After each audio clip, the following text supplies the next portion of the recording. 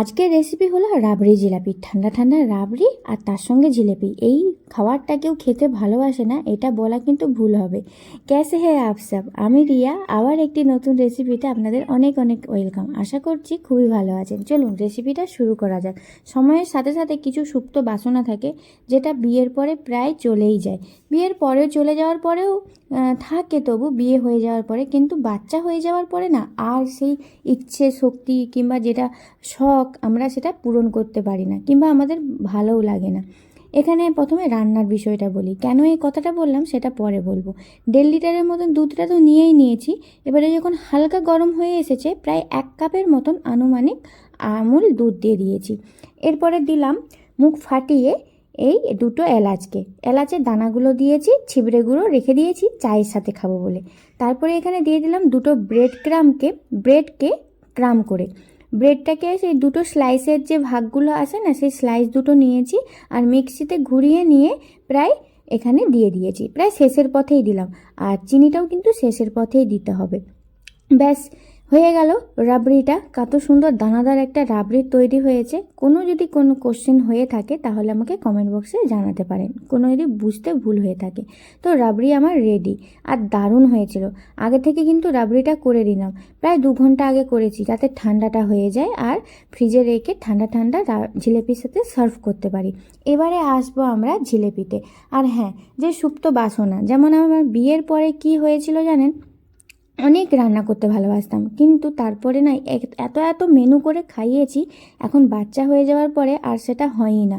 মনে হয় আমার মা বাবাদেরও একই কিন্তু সমস্যা হয়েছিল, যে বাচ্চা হয়ে যাওয়ার পরে তাদের স্বপ্নটা, তাদের ড্রিম যা কিছু বলুন না কেন, সব কিছুই শেষ হয়ে যায়। কিন্তু আমি না সেটা চাই না, আমি চাই আমার স্বপ্নটাকে পূরণ করতে। তো আপনারা কিন্তু আমার সাথে দিতে পারেন। তো আপনারা না সাথ দিলে আমার স্বপ্নগুলো কিন্তু স্বপ্নই রয়ে যাবে, আমি আর পূরণ করতে পারবো না। এবারে জিলেপির রেসিপিতে আসি। জিলেপিটা দেখুন আমি 2 বাটির মতন নিয়ে নিয়েছি। প্রায় এখানে আমার 2.5 বাটি নিলেই কিন্তু ঠিক হতো। ময়দা নিয়েছি। জিলেপির রেসিপির জন্য ময়দাটা হচ্ছে মেন ইনগ্রিডিয়েন্ট। তো এখানে ময়দাটা নিয়ে নিলাম 2 বাটির মতন, ছোটো বাটির 2 বাটি। আর এখানে দিয়েছি প্রায় ছোটো চামচের 1 চামচ ভর্তি করে বেকিং পাউডার, আর দিয়েছি 1 চামচের মতন টক দই। খুব ভালো করে ফেটিয়ে নেব। ফেটিয়ে নিয়ে প্রায় 10 মিনিটের মতন ময়দাটাকে রেস্ট হতে দিতে হবে, ওকে ঘুমোতে দিতে হবে, তবেই তো ফুলবে। আর 10 মিনিট আমার কাছে সময় ছিল, তাই জন্য আমি 10 মিনিট রাখলাম। আপনাদের হাতে যদি সময় থাকে তাহলে 8 ঘন্টার বেশিও রাখতে পারেন। এখানে নিয়ে নিয়েছি একটু গর্তওয়ালা একটি বাসন। সেই বাসনের মধ্যে এই যে বাটিটা দেখছেন, 1 বাটি পুরো ভর্তি ভর্তি চিনিটা দিলাম। আর চিনিটা পাশে অলরেডি বের করে রেখেই ছিলাম, তারই সঙ্গে পিঁপড়ে মহাশয়গুলো হামলা করে দিয়েছে চিনির উপরে।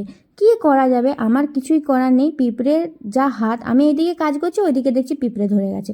তো কি করলাম, প্রথমে জলটাকে ফুটিয়ে নিয়ে ছেঁকে নিয়ে আবার ওতে দিয়েছি। কিছু করার নেই আমার। তো আমাকেও খারাপ লাগছে যে ভিডিওতে পিঁপড়েগুলো দেখা যাচ্ছে।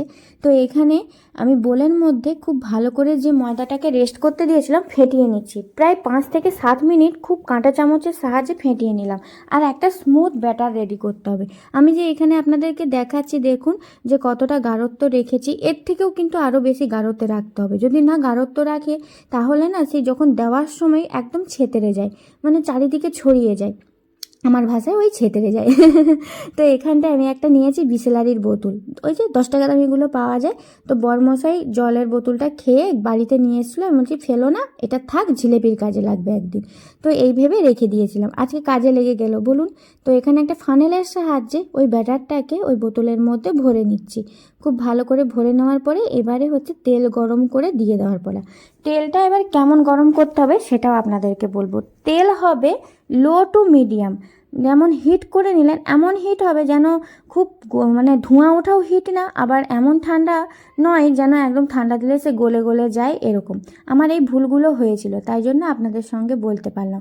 আমি যেমন প্রথমেই খুব হিট করে ফেলেছিলাম অয়েলটাকে, তার জন্য আমার না চারিদিকে ছড়িয়ে যাচ্ছিলো, আর দেওয়ার সঙ্গে সঙ্গে না একদম বাবলস হয়ে উঠে যাচ্ছিলো, একদমই ভালো হচ্ছিল না দেখুন।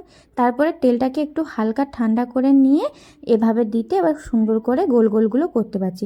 হ্যাঁ, আমি দেখুন ময়রা নয়, ঠিক আছে, আমি কি অত ভালো করে জিলেপি গোল করে শেপ দিতে পারি, কিন্তু চেষ্টা করেছি। আগে খুব সুন্দর পারতাম, ওই যে বললাম না যে বিয়ের পরে কিংবা বাচ্চা হওয়ার পরে সব কিছুই ভুলে যাবেন আর সব কিছুই আর মনে থাকবে না। মানে সব কিছু স্বপ্নটাও রয়ে যাবে। তো সেই স্বপ্নগুলো আর মানে ভাঙতে চাই না, এবার আস্তে আস্তে পূরণ করতে চাই আমি। আমার বাচ্চাটা হয়ে গেছে, এবার ওকেও মানুষ করার সাথে সাথে আমার নিজের স্বপ্নটাকেও পূরণ করার চেষ্টা করব। এবার দেখা যাক উপরবেলা কতটা আমার সাথ দেয়। তো আপনাদেরকেও কিন্তু সাথে দিতে হবে। যারা যারা আমার ইউটিউব থেকে চ্যানেল থেকে দেখছেন তারা সাবস্ক্রাইব করবেন, আর যারা ফেসবুক থেকে দেখছেন তারা ফলো করে নেবেন। আর যদি না ভালো লেগে থাকে আমার রেসিপিগুলো তাহলে করতে হবে না, আমার কোনো জোর জবরদস্তি নেই। তো এখানে কথা বলতে বলতে মোটামুটি জিলিপিগুলো ভাজা হয়েই গেছে, খুব সুন্দর করে ভেজেছি, পুরো মিডিয়াম আছে। তো অয়েলটা এমনই গরম করতে হবে, খুব হাইও হিট না, ফুচকার মতন যেমন হয়, ফুচকা যেমন খুব অতিরিক্ত হিটে অয়েলে ভাজা হয় তবেই ফুলবে, না হলে ফুলবে না, সেরকম কিন্তু না। জাস্ট গরম হবে, ফ্লেমটাকে লো করে দেবেন এইভাবে। তো খুব সুন্দর করে সব জিলিপিগুলো একে একে ভেজে নিলাম। তো যাই হোক, একটু ব্যাটারটাকে মোটা রাখবেন, মোটা না রাখলে না, এই যে দেখুন আমার জিলিপিগুলো কেমন একটু চ্যাপটা চ্যাপটা টাইপের হয়ে গেছে, কিন্তু খেতে একদম জিলিপির মতন টেস্ট। আর যখন গরম গরম তুলে দিচ্ছিলাম না, আমার বড়মশাই পাশ থেকে এক ধার থেকে তুলছে আর এক ধার থেকে খেয়ে যাচ্ছে। আর সঙ্গে সঙ্গে জিলিপিগুলো তুলে একদম রসে ডুবোবেন, আর 2 থেকে 3 সেকেন্ডের জন্য রসে ডুবোবেন, একদম তুলে এখানে রেখে দিবেন না। যদি তুলে রেখে দেন তাহলে আর সেরকম মচমচে থাকবে না। বাড়ির জিলিপি না, শুধু ময়দার উপরে করছি, যদি চালের গুঁড়ো মিশাতাম তাহলে কিন্তু অনেকক্ষণ পর্যন্ত মচমচে থাকে। আর এই রেসিপিটা প্রায় ধরুন না 1 ঘন্টা থেকে 1.5 ঘন্টার কাছাকাছি যদি রাখি তাহলে মচমচে থাকবে। যদি রাবড়ির সঙ্গে মিশিয়ে দিই তাহলে সঙ্গে সঙ্গে মিয়ে যাবে, তাই সঙ্গে সঙ্গে খেতে হবে এটা। আর গরম গরম না খেলে কি ভালো লাগে জিলিপি? ঠান্ডা হয়ে গেলে তো আমাকে ভালো লাগে না। আপনাদের কেমন লাগে সেটা কমেন্ট বক্সে জানাবেন। তো আবারও এখানে বাকি ব্যাটারের সব জিলিপিগুলো দিয়ে দিচ্ছি একে একে। রাবড়িটা অবশ্যই ঠান্ডা করতে হবে, ঠান্ডা না করলে সেই মজাটা লাগবে না। গরম গরম জিলিপি আর ঠান্ডা ঠান্ডা রাবড়ি জাস্ট খেতে লাগে অসাধারণ। তাহলে বাড়িতে অবশ্যই বানাবেন। আর ব্যাটারটাকে একটু মোটা রাখবেন। যেমন আমি এখানে যে কোয়ান্টিটিটা নিয়েছিলাম 2 বাটির মতন ময়দা, ওটা 2.5 বাটি করে দেবেন। আর যে বেকিং পাউডারের কোয়ান্টিটিটা বলেছিলাম একটু সামান্য কমিয়ে রাখবেন, ব্যাস এতেই সুন্দর হয়ে যাবে। আমার থেকেও ভালো আপনারা করতে পারবেন। তো আজকের রেসিপিটা কেমন লাগলো সেটা কমেন্ট বক্সে অবশ্যই জানাতে ভুলবেন না। দেখা হবে নেক্সট রেসিপিতে, নেক্সট ভিডিওতে। আর হ্যাঁ, কী কী রেসিপি জানতে চাইছেন বলবেন আমাকে, তাহলে আমি সেই রেসিপিগুলো বানানোর চেষ্টা করব। তো এখানে আমার রাবড়িটা জিলাপিটা সাজানো কমপ্লিট। আর দেখুন কতটা দেখতে টেম্পটিং লাগছে, আর খেতে জাস্ট আমি বলে বোঝাতে পারবো না কতটা সুন্দর খেতে হয়েছিল। তো দেখা হচ্ছে নেক্সট রেসিপিতে।